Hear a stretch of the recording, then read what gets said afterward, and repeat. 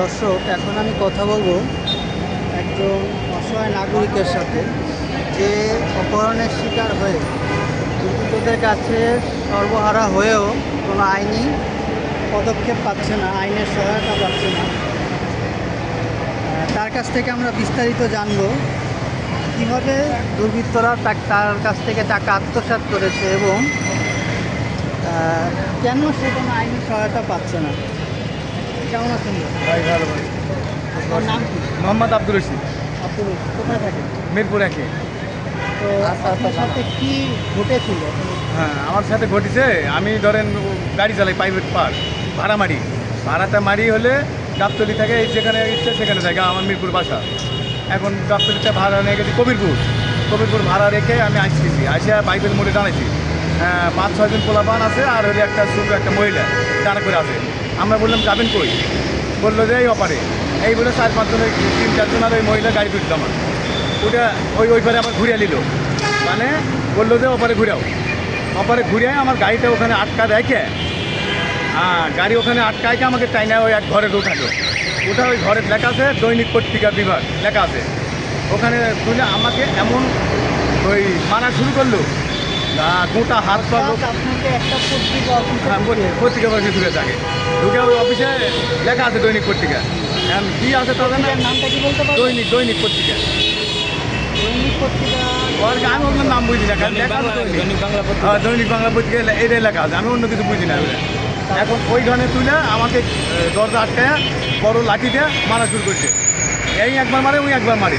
6 জন লোক, ভিতরে 6 জন ছিল, আর ওই মহিলা 4 জন। কঠিন মারামারি, আমার এগুলো গোটা গা হাত পা ফুলে আছে, মাথা সব। ডাক্তার কাছে ভর্তি হয়ে ডাক্তার চিকিৎসা করছে সরকারি মেডিকেলে, সরাসরি মেডিকেলে। এখন উনি গেলে আমরা পুলিশের থানায় গেছি, যাই অভিযোগ করছি। অভিযোগ করার পরে যে ধরা কি যাওয়া, পুলিশের কাছে 2 দিন গেছি, পুলিশ বলতে দেখতেছি আমি করতেছি। আমার অভিযোগ পাইনি আগে একদিন করলো, পরে আবার কয়েক অভিযোগ পাচ্ছি। কালকে আবার গেছি, যা বললো যে অভিযোগ পাচ্ছি। আমি কই স্যার, আমার আসামি ধরবেন না, ধরে আমাকে একটা ব্যবস্থা করে দেবেন না? আমি গরিব মানুষ, দেশের বাড়ি রাজশাহী, আমি মিরপুর একা থাকলাম। আমাকে এইভাবে আস্তার ধরে টর্চার করলো, ধরে ডিএমডি করে নিয়ে আমাকে মাছ ধরে করে আমার দেশে থেকে আমার বইয়ের স্ত্রী টাকা দাবি করলো, বউ দিতে পারলো না। আমার জামাইটা দাবি করে, জামাইটা 38,000 টাকা নিয়ে ছেড়ে দিতে আসছে 2টার দিকে, 2টা 3টা 4টা বাজে সেই সময় টাকা নিয়ে নিতে হাতে। মানে 2টার থেকে মানুষ শুরু করছে, আর 5টা পর টাকা বিকাশে দিতে, সে টাকা ওরা নিয়ে নিছে। কত টাকা তারা নিয়ে? 38,000 টাকা 38,000 টাকা তারা নিছে। এবং আপনাকে অমানবিক নির্যাতন করছে যে যতক্ষণ টাকা নেও ততক্ষণ মারিয়া তোকে এই মেয়ের সাথে চালান দিব, মানে এই মেয়া দিয়ে তোকে ধর্ষণের মামলা দিব, তোকে জীবনে বাড়তে পারবো না। আমার বইয়েরকে ভয় দেখাচ্ছে যে এই মামলা দিব এই মেয়া দিয়ে, আপনি যদি ওই না করেন, টাকা পয়সা না দেন। কোন থানায় আপনি জিডি করছেন? আমি আশুলা থানায় জিডি করছি, আশুলা থানায় ওইটা। আর জিডি করছি, অভিযোগ করছি। হ্যাঁ, অভিযোগ করছি ডাইরেক্ট ধরার জন্য। এখনো পদক্ষেপ নেয়নি না। দারোগা বলছে যে হ্যাঁ, তাল মানা করছে দারোগা সাহেবের কথা হলে দেখি। আমার যে জুরোয়ারি কথা সেটা মানতেছে না। আমাকে যে একটা জিএম করে যে টাকা আদায় করলো, হ্যাঁ, মানুষকে আটকায় ওই বাড়ির থেকে টাকা নিল, এর কি বিচার নাই? তাই বলেন, আমি এই বিচার পাবো না?